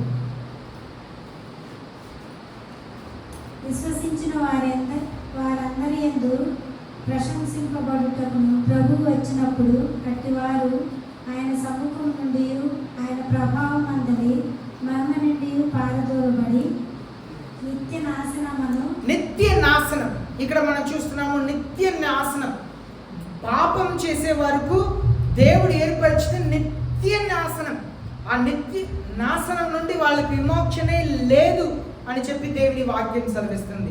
అలాగే లూకా రాసిన 16వ అధ్యాయం 9వ వచనం మనం చదివినట్లయితే లూకా రాసిన 16వ అధ్యాయం 9వ వచనం. అన్యాయపు సిరి వలన నీకు స్నేహితులకు సంపాదించుకొనుడి. ఎందుకనగా ఆ సిరి మిమ్మును వదిలి పోవునప్పుడు వారి నిత్యమైన నివాసులలో మిమ్మును చేర్చుకుంటారని మీతో చెప్పుచున్నాను. నిత్య నివాసం ఇక్కడ చదువుతున్నాం. నిత్య నివాసం అనేది పరలోక రాజ్యం. అనగా నిత్యం అనే పదం దేవుడు వాడుతున్నప్పుడు అది ఎల్లప్పుడూ ఉంటుందని అర్థం. ఇటర్నల్ కవర్నెంట్, నిత్య నిబంధన, నిత్య డిస్ట్రక్షన్, నిత్యమైన నివాస స్థలం, పరలోక రాజ్యం అది ఎల్లప్పుడూ నిత్యంగా ఉంటుందని మనం చూస్తున్నాం. తర్వాత మత్తయి రాసిన 18వ అధ్యాయం 8వ వచనం చదవండి. మత్తయి రాసిన 18:8. మత్తయి 18:8. కాగా నీ చెయ్యి అయినను నీ పాదమైనను నిన్ను అభ్యంతరపరిచిన ఎడల దానిని నరికి నీ అత్త నుండి పారవేయము. 2 చేతులను 2 పాదములు కలిగి నిత్యాగ్నిలో పడవేయబడుట కంటే గుడ్డివాడోగానో అంగహీనుడోగానో జీవములో ప్రవేశించుట నీకు మేలు. ఇది నిత్య అగ్ని అంట. నిత్య అగ్ని అంటే దాన్ని ఆరదు. The fire will not be quenched. నిత్య అగ్ని మండుతానే ఉంటదని దేవుని వాక్యం సెలవిస్తుంది. నరకం ఎప్పుడు మండుతానే ఉండిద్దంట. ఆ నిత్య నరకం నుండి, నిత్య అగ్ని నుండి కాపాడుటకే యేసయ్య ఇలాగ మనకు రక్షణను దయచేస్తున్నారు, పాప క్షమాపణని దయచేస్తున్నారు. అలాగనే 25వ అధ్యాయం 41 కూడా చదువుతాం. మత్తయి 25:41. మత్తయి 25:41 చదువుతాం. సిద్ధింపబడిన వారులారా, నన్ను విడిచి అపవాదికిని వాని దూతలకును సిద్ధపరచబడిన నిత్యాగ్నిలోకి పోవుడి. నిత్యాగ్ని ఇక్కడ మనం చూస్తున్నాము. యేసు ఏం చెప్తున్నారంటే, depart from me accursed ones which has been prepared for the devil and his angels. ఈ నిత్య అగ్ని ఎవరి కొరకు సిద్ధపరిచారు? నిత్య అగ్ని ఎవరి కొరకు సిద్ధపరిచారు? అపవాదికిను వాని దూతలకును, సాతానుడుకు, దయ్యాల కొరకు ఏర్పరిచిన చోట్లో మీరు ఉండకూడదు. అది నిత్య అగ్ని అంటున్నారు. ఓకే, ఇప్పుడు 1 పేతురు యూదా 7వ వచనం చదువుదాం. యూదా ప్రకటన గ్రంథం 1 పేతురు, యాకోబు ప్రకటన గ్రంథం ముందు ఉంటుంది. యూదా 7వ వచనం చదువుదాం. ఆ ప్రకారముగానే సొదొమ గొమొరాలను వాటి చుట్టుపట్లనున్న పట్టణములను వీరి వల్లే వ్యభిచారం చేయుచు పరశరీరానుసారులైనందున నిత్య అగ్ని దండన అనుభవించుచు దృష్టాంతముగా ఉంచబడింది. వీరందరూ కూడా ఎగ్జాంపుల్ గా వచ్చారంట. వ్యభిచారం చేసే వాళ్ళని, తమ శరీరంని వేరే చెడు వాటికి ప్రయోగించిన వారిని. అదే ఈనాడు చూస్తున్నాం, బహిరంగంగా ప్రతి దేశంలో కూడా సేమ్ సెక్స్ మ్యారేజ్ చేస్తున్నారు. ఈ వారంలో అదే కదా శ్రీలంక కొత్త ప్రెసిడెంట్ అందరూ ఆశపడి, ఎందుకంటే ఆయన సేమ్ సెక్స్ మ్యారేజ్ని అక్సెప్ట్ చేస్తున్నామని చెప్పారంట. స్త్రీలతో పురుషులతో పెళ్లి చేసుకోవచ్చు. ఇదే ఇక్కడ ఆనాడు సోదమ కుమార్లో ఉన్న అదే పాపం నిత్య అగ్నిలో త్రోయబడతారని చెప్పి దేవుని వాక్యం సెలవిస్తుంది. అలాగే 2 పేతురు 2వ అధ్యాయం 10వ వచనంలో మనం చూస్తున్నాము, నిత్య మహిమని గురించి మనం చదువుతున్నాం. 2 తీమోథెయు 2వ అధ్యాయం 10వ వచనం. 2 తీమోథెయు 2వ అధ్యాయం 10వ వచనం.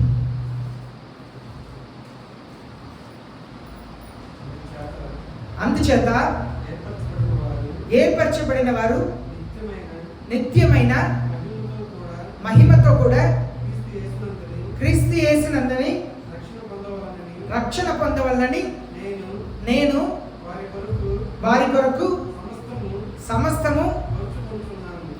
ఇక్కడ మనం చూస్తున్నాము నిత్య మహిమ అంట. నిత్యమైన మహిమలో మనం పాలు పొందాలని యేసు ఆశపడుతున్నారు. 1 పేతురు 5వ అధ్యాయం 10వ వచనం చదువుదాం.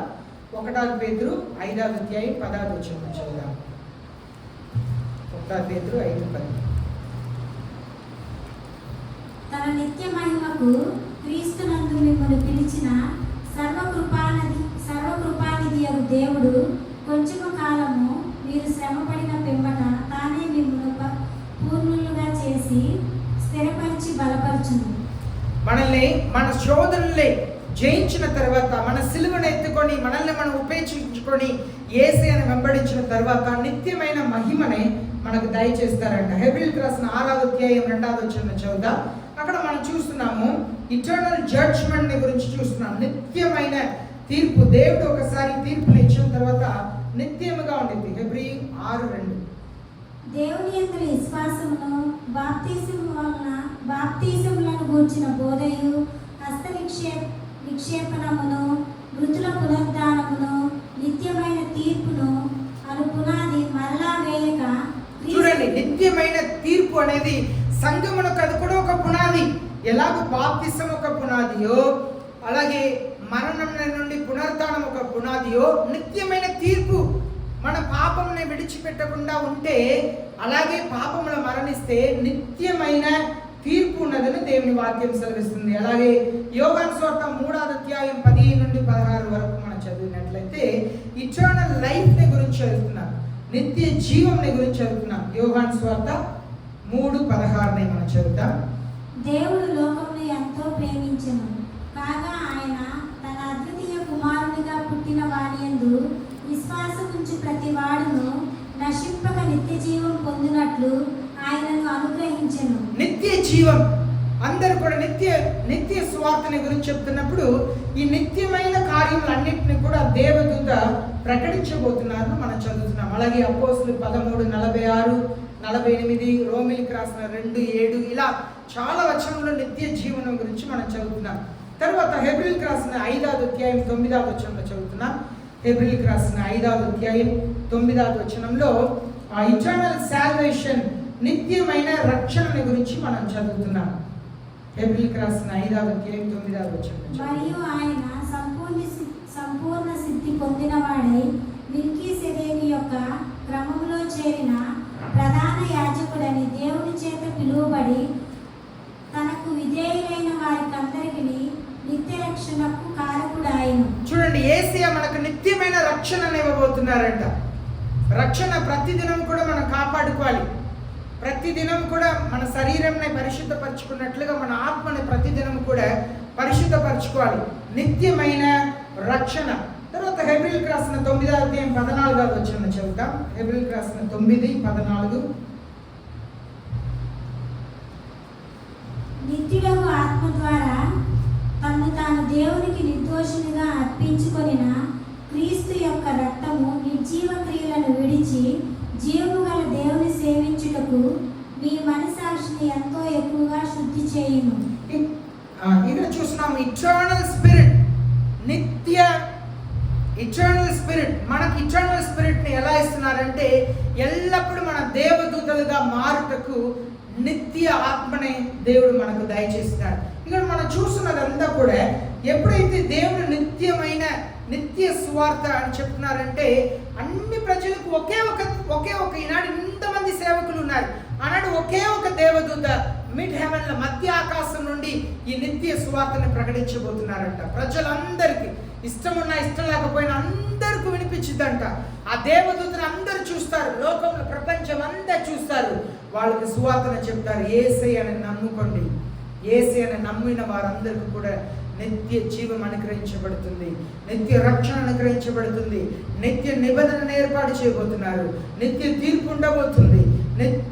మారు మనసు పొందని వారిని, యేసయ్యను చేర్చుకున్న వారిని నిత్య అగ్నిలో పడేయబోతున్నారు అని చెప్పి నిత్య సువార్తనే ఆయన ప్రకటించబోతున్నారు. ఇప్పుడు 14వ అధ్యాయం 7వ వచనం చదువుతాం. ప్రకటన గ్రంథం 14వ అధ్యాయం 7వ వచనం. అతడు, మీరు దేవునికి భయపడి ఆయనను మహిమపరచుడి. ఆయన తీర్పు తీర్చు గడియ వచ్చెను గనుక ఆకాశమును భూమిని సముద్రమును జలధారలను కలుగజేసిన వానికి నమస్కారం చేయుడని గొప్ప స్వరముతో చెప్పాను. ఇక్కడ మనం చూస్తున్నాము వాళ్ళకి ఏమని నిత్య స్వార్థ చెప్తున్నారంటే ఫియర్ గాడ్, దేవునికి భయపడండి. ఆ నిత్య స్వార్థలో ఒక భాగం ఏంటంటే దేవునికి భయపడండి. సంగమా, దేవునికి భయపడండి. మనం దేవునికి భయపడాలండి, దేవునికి భయపడాలి. నేను దేవునికి లెక్క చెప్పాలి. ఈ సంఘంని ఎలా ప్రారంభించారు తెలుసా? పరిశుద్ధాత్మ దేవుడు తన అభిషేకంతో ప్రారంభించారు. అప్పుడు యేసయ్యను ప్రేమించేవారు ధారాళముగా దేవునికి ఇచ్చేవారంట. అననీయ సఫీరా ఇద్దరు ఉన్నారు, భార్య భర్తలు, ఇంట్లో మాట్లాడుకున్నారు. వాళ్ళు అమ్మిన డబ్బులో కొంచెం వాళ్ళ కొరకు ఇచ్చి కొంచెం ఉంచుకొని కొంచెం దేవుని సన్నిధికి వచ్చి ఇచ్చారు. అప్పుడు పేతురు అడిగారు, మీరు ఇంతకే అమ్మారా అని అడిగినప్పుడు వాళ్ళు ఏం చెప్పి ఉండాలి? లేదండి, మేము ఎక్కువనే అమ్మాము, మాకు కొంచెం ఉంచుకొని కొంచెం తీసుకొచ్చామని చెప్పి ఉంటే వేరుగా ఉండేది. అవును, ఇంతకే అమ్మామని చెప్పిన వెంటనే అక్కడ పేతురు చెప్పారు, పరిశుద్ధ ఆత్మని మోసపరచుటకు మీకు ఎలా ధైర్యం వచ్చింది? అక్కడే పడి చనిపోయారు. వాళ్ళని తీసుకెళ్ళి పాత పెట్టి వస్తుంటే వాళ్ళ భార్య వచ్చిందంట, ఏమీ తెలియక. ఆమెను అడిగితే ఆమె కూడా, అవును ఇంతకే అమ్మారు, ఇదిగో నీ భర్తనే పాత పెట్టిన వాళ్ళు కాలు శబ్దం నాకు వినిపిస్తుంది, నిన్ను కూడా పాత పెడతారు, కింద పడి చనిపోయింది. కానీ ఈనాడు పరిశుద్ధ ఆత్మదేవుడు సంఘంని ఏ విషయంలో కూడా శిక్షించలేదు. ఎందుకు? పరిశుద్ధ ఆత్మదేవుడు ఓర్చుకుంటున్నారు, ఓర్పుతో ఉన్నారు, చూసి మౌనంగా ఉంటున్నారు, అవకాశం ఇస్తున్నారు. మనం దేవునికి భయపడాలి, దేవునికి భయపడాలి. విశ్వాసులకు హెచ్చరిక ఇచ్చారు. దేవుని పక్షముగా నిలబడిన వరకు హేరోదు మాట్లాడితే దేవుని స్వరం అన్నారంట, కొట్టారు దేవదూత, పురుగులు పట్టి చనిపోయాడంట. ప్రియమైన దేవుని జనమా, దేవునికి భయపడాలి మొదటిగా. రెండవది మనం చూస్తున్నాము, గివ్ హిమ్ గ్లోరీ, దేవునికే మహిమనివ్వండి. మనం మహిమ ఘనత అంతా దేవునికే ఇవ్వాలి. నేను కొన్నాను, నేను కట్టాను, నేను సంపాదించాను, నాది, నేను గొప్పవాడిని అనే భావం పోవాలి. మన స్వయములకు చావాలి. దేవునికే మహిమనివ్వాలి ప్రతి ఒక్క విషయంలో. Because the hour of his judgment has come, the hour has come. తీర్పు తీర్చే సమయం వచ్చింది అని దేవుని వాక్యం. ఆ దేవదూత మధ్య ఆకాశంలో ఈ సువార్తను చెప్తున్నారు, దేవునికి భయపడండి, ఆయనకే మహిమనివ్వండి, ఆయనకే మహిమనివ్వండి. ఎందుకంటే తీర్పు తీర్చే సమయం వచ్చింది. మారు మనసు పొందండి. మన చెడిపోయే కాలం వచ్చింది. లోకం భయంకరమైన స్థితిలో ఉంది. లోకంలో ఎక్కడ చూసినా యుద్ధములు, రోజు చాలా మంది ప్రజలు మరణిస్తున్నారు, రకరకాల రీతిలో మరణిస్తున్నారు. మనం దేవునికి భయపడాలి, దేవునికి ఘనతను ఇవ్వాలి. Worship him. కనుక తీర్పు వచ్చింది కనుక ఆయన్ని నమస్కరించండి, దేవునికి ఆరాధన చేయండి. మన జీవితంలో మనం ఎవరికి ఆరాధన చేస్తున్నాం ఆలోచన చేయాలి.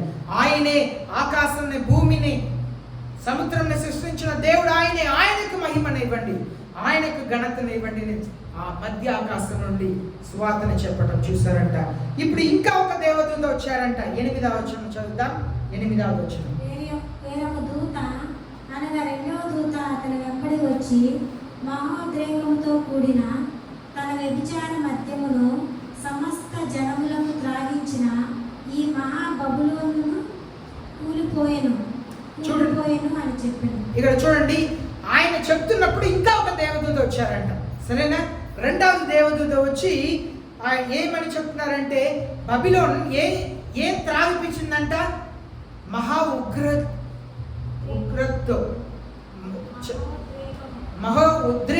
ఉద్రేకంతో వాళ్ళకి మందు తాగిపించి వాళ్ళని పాపంలో పడేసిందంట. ఇది ఆ బబిలోన్ పడిందని చెప్తున్నారు.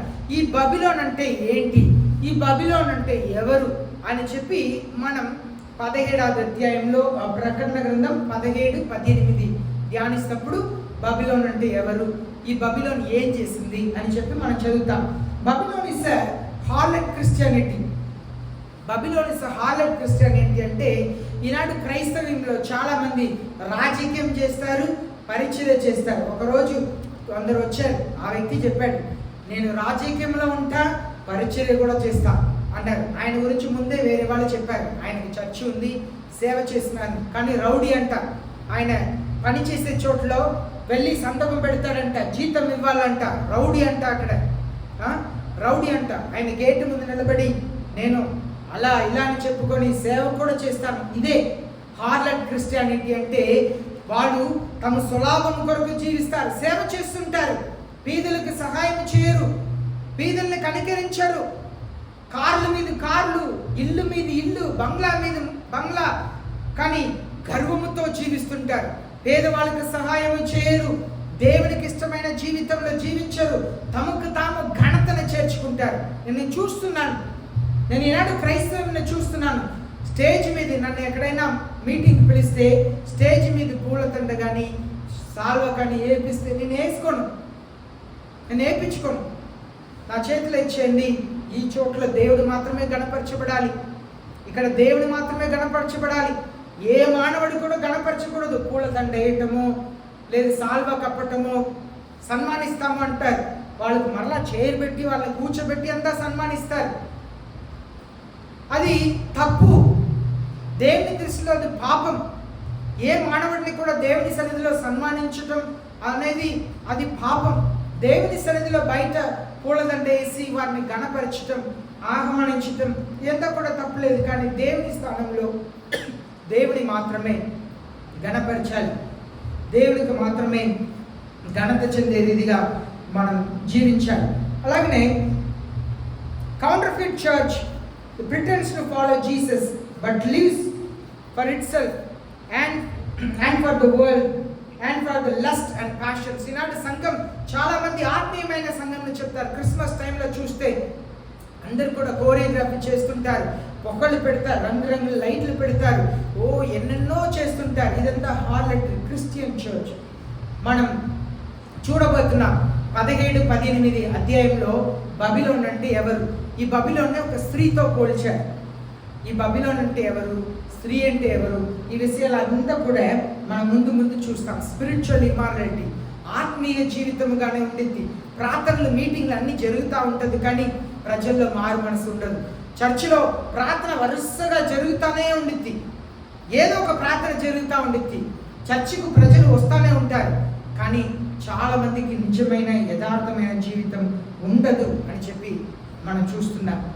Live a holy Christian life. యేసయ్య మనల్ని పిలిచింది పరిశుద్ధమైన క్రైస్తవ జీవితం జీవించడానికి పిలిచారు. పరిశుద్ధంగా ఉండాలి. ఎన్ని శోధనలు, ఎన్ని కష్టములు వచ్చినా, మనల్ని ప్రజలు విడిచిపెట్టి వెళ్ళిపోయినా కూడా దేవుని కొరకు నిలబడాలండి. మన పనిని మనం చేయాలి. దేవుడు సంఘంలో ఒక పనిని మీకు అప్పగిస్తే ఎన్ని కష్టములు వచ్చినా అప్పగించిన పనిని చేస్తా ముందుకు వెళ్ళాలి. నిజమైన పరిశుద్ధమైన క్రైస్తవ జీవితం జీవించాలి. ఈనాడు బైబిల్ తీసుకొని వచ్చి పెట్టుకొని కూర్చున్నాం దేవుని సన్నిధిలో. నిజంగా యేసయ్యను ప్రేమించి పరిశుద్ధాత్మ దేవుడు నాతో ఏం మాట్లాడుతున్నారని మనం కూర్చున్నామా? లేదు, ఎప్పుడు వెళ్తాం, ఎప్పుడు వాక్యం ఆపుతారు, ఇంటికి వెళ్తాం, ఉండలేక కూర్చోలేక. మార్త చాలా వంట చేస్తుంది, బిర్యానీ చేసిందో, చపాతీ చేసిందో, చికెన్ చేసిందో, ఏం చేసిందని అక్కడ లేదు. ఆ గంట సేపు మార్త అన్ని పనులు చేసింది. మరియా గంట సేపు కూర్చొని ఏ పని చేయలే, ఉల్లిపాయ కోయలే, ఏ పని చేయకుండా కూర్చొని యేసయ్య వాక్యం మాత్రం వింటుంది. ఆమె హృదయం యేసయ్య చెప్పారు ఉత్తమమైన దాన్ని ఎందుకుంది. దానివల్ల యేసయ్య మాట వినటం వలన ఆమెకు ఏం జరిగింది తెలుసా? ఆమెకు ఉన్నదంతా కూడా తీసుకొచ్చి యేసయ్యకి ఇచ్చే మనసు వచ్చేసింది. ఆమె వెళ్ళి శ్రేష్టమైన అత్తర్ని కొనింది. అత్తర్ని కొని యేసయ్యకి అభిషేకం చేసింది. యేసయ్య బ్రతికున్నప్పుడు ఆమె యేసయ్య సన్నిధిలో వాక్యం వినటం వలన ఆమె హృదయంలో కలిగినది, యేసయ్యకి నిన్ను ఎంత ఇచ్చినా సరిపోదు, ఎంత సమయం ఇచ్చినా సరిపోదు, ఎంత డబ్బు ఇచ్చినా సరిపోదు. యేసయ్యని అభిషేకం చేసిందంట. యేసయ్య మరణించి సమాధిలో ఉంచబడినప్పుడు కూడా చాలామంది యేసయ్య శరీరంని అభిషేకం చేయాలి, తైలముతో అత్తరుతో అభిషేకం చేయాలని తీసుకొని వెళ్ళారు. చేయగలిగారా? ఎందుకు? వాళ్ళు వెళ్ళకముందే యేసయ్య పునరుత్థానం పొందారు. అవకాశం ఉన్నప్పుడు మన దేవునికి సమయం ఇవ్వాలి. మార్త ఎంత చేసిందని బైబిల్లో రాయబడలేదు. మార్త చాలా వంట చేసింది.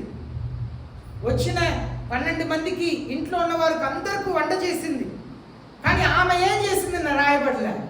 కానీ మరియా ఖాళీగా కూర్చొని వాక్యం వినింది. ఆమెకున్నదంతా తీసి అత్తరుకొని యేసయ్య తలని అభిషేకం చేసింది.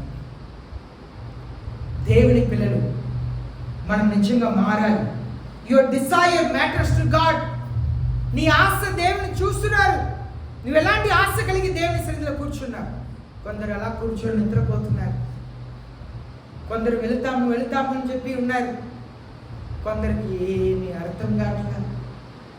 కొందరు మనసంతా ఎక్కడో ఉంటుంది. కొందరు మరీ తలంతా వెనకబెట్టిందా నిద్రపోతున్నారు. కొందరు తలని దించి నిద్రపోతున్నారు. కొందరు కూర్చోలేకపోతున్నారు. తెలియక చర్చికి వచ్చాము ఇంతసేపు వాక్యం చెప్తున్నారు. ప్రియమైన దేవుని జనమా, your desire matter to God. Your desire matter to God. మరి ఆశ అంతా కూడా ఏం చెప్తాను, నేను కూర్చొని వింటాను. యేసయ్య వాక్యం చెప్పిన తర్వాత మార్త కూడా కూర్చొని, అయ్యా మీ మాటలు వినాలి, నేను కూర్చున్నా, నేను వంట చేయాల, కొంచెం విశ్రాంతి తీసుకోండి, నేను వంట చేస్తానంటే యేసయ్య కుదరదని చెప్పి ఉండేవాళ్ళ? నేను వాక్యం చెప్పినప్పుడు నువ్వు ఎందుకు కూర్చున్నా, వెళ్ళి వంట చేయొచ్చు కదా అని చెప్పి ఉంటారా? లేదు. కానీ యేసయ్య వాక్యం చెప్తుంటే ఆమె వంట చేసే పని మీద ఉండిపోయింది. You Dzire matter to God. మరి అయితే ఏం పట్టించుకోలే, కూర్చొని ఏం చెప్తున్నారు యేసయ్య? ఆయన నోట్ల నిత్య జీవం కలిగిన మాటలు ఉన్నాయి. యోహాను సువార్త 6వ అధ్యాయంలో యేసయ్య చెప్తున్నారు, యేసయ్య శిష్యులు చాలా మంది ఆయన విడిచి వెళ్ళిపోయారంట. నా రక్తం త్రాగి నా శరీరం తినకపోతే నాలో మీకు భాగం లేదు అని చెప్పి యేసయ్య చెప్తే, ఈ కఠినమైన మాటలు ఎవరు వినగలుగుతారని చెప్పి వెళ్ళిపోయారంట. యోహాను సువార్త 6వ అధ్యాయం 65వ వచనం కింద మీరు చూస్తే యేసయ్య అడుగుతున్నారు, మీరు కూడా వెళ్ళాలని అనుకుంటున్నారా? వాళ్ళ శిష్యులను చూసి అడుగుతున్నారు, చాలా మంది వెళ్ళిపోయారు, మీరు కూడా వెళ్ళాలని అనుకుంటున్నారా? పేతురు చెప్పాడు, మీ దగ్గర నిత్య జీవం కలిగిన మాటలు ఉన్నాయండి, మేము ఎవరి దగ్గర వెళ్తాం? మరియకు అర్థమైంది, ఆయన నోట్ నుండి వచ్చే మాటలు నిత్య జీవం కలిగిన మాట. Your desire matter to God. మీరు ఎలాంటి ఆశ కలిగి ఉన్నారని దేవుడు చూస్తున్నారండి. దేవుని సన్నిధికి వస్తున్నప్పుడు ఎంత ఆశతో వస్తున్నారని దేవుడు చూస్తున్నారు. ఎలాంటి ఆశ కలిగి వస్తున్నారు? మీ బట్టల మీద దేవుడు ఆశను చూస్తున్నారు. పెళ్ళికి వెళ్తేప్పుడు ఎలా వెళ్తారు? తల స్నానం చేసి మంచి బట్టలు వేసుకొని రకంగా తల దూరుకొని పౌడర్ వేసుకొని చక్కగా రెడీ. Your desire. మీరు దేవుని సన్నిధికి వస్తప్పుడు ఎలాంటి ఆశతో వస్తున్నారు, ఎలా వస్తున్నారు, అదంతా దేవుడు చూస్తున్నారు. మూడవదిగా, B a Christian who stands with God. దేవునితో నిలబడే క్రైస్తవులుగా ఉండాలి. మీరు ఉంటే నేను దేవునితో నిలబడతాను, నేను దేవునితో నిలబడతాను. ఏలియా అనే ప్రవక్త 400 మంది బయలు దేవతలకు పూజ చేసే పూజారులు ఉన్నారు. ఈయన మాత్రం దేవునితో నిలబడి ఉన్నాడు. ఎవరు దేవుడు అగ్నితో జవాబిస్తారో వారే నిజమైన దేవుడు అని చెప్పి వాళ్ళని ఛాలెంజ్ చేశాడు. దేవుని క్రైస్తవులు దేవునితో నిలబడాలండి, దేవుని పక్షంలో నిలబడాలి. దానికి పరిశుద్ధాత్మ సహాయం కావాలి. మన వాక్యం విని ఇంటికి వెళ్తాం. ఇంటికి వెళ్ళిన వెంటనే భర్త ఏదైనా మాట చెప్తాడు, వెంటనే మనకేమొచ్చింది? సోయం బయట వచ్చింది. నన్ను అన్నావా? నేనన్నా దేవుని సన్నిధిలో వెళ్ళి వాక్యం వినానికని నువ్వేం చేస్తావు? టీవీ చూస్తా, తిరుగుతా, స్నేహితులతో బయట వెళ్ళి వస్తా. మాటకు మాట కదా. దేవుని పిల్లలు మన దేవునితో నిలబడతాం, దేవుని సహాయం కోరుతాం, మనం జయించాలి. అదే యేసే చెప్పారు. 7 సంఘాలకు చెప్పినప్పుడు ఏం చెప్పారు? జయించేవానికి నేను ఆశీర్వాదాన్ని ఇస్తాను. మనం జయించాలి, ప్రయాసపడాలి. దేవుని సేవకుడుగా అయ్యో జరుగుతున్న వాటిని చూసుకొని నేను కూడా నిరుత్సాహం పొంది నేను సేవ చేయలేను అని చెప్పి చాలా డబ్బు పెట్టుకొని, ఈనాడు అలా ఉన్నారు, చాలా డబ్బు పెట్టుకొని ఒక్కొక్కరిని తీసుకొచ్చి వాక్యం చెప్పి డబ్బు ఇచ్చి పంపిస్తూ ఉండవచ్చు. కాదు, దేవుని పిల్లలు ఎంత కష్టమైనా దేవుడు అప్పగించిన పనిని చేస్తూ ఉన్నారు. మనుషులు ఉన్నా లేకపోయినా, ఒక్కరున్నా కూడా దేవుని సత్యమే వాళ్ళకి ప్రకటించడమే. అదే దేవుడు ఇచ్చే పని.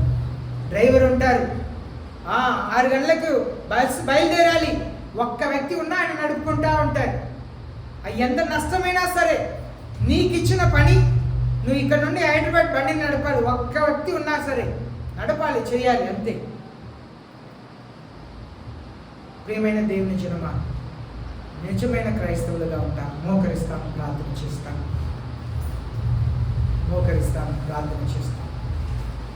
Your words are matter to God. మీరు మాట్లాడే మాటలంతా కూడా దేవుడు వింటున్నారు. మీ ఆసక్తిని చూస్తున్నారు, మీ వైరాగ్యంను దేవుడు చూస్తున్నారు. మీ పట్ల, నా పట్ల దేవుడు కార్యం చేయాలంటే అలాంటి అనగత కలిగి మనం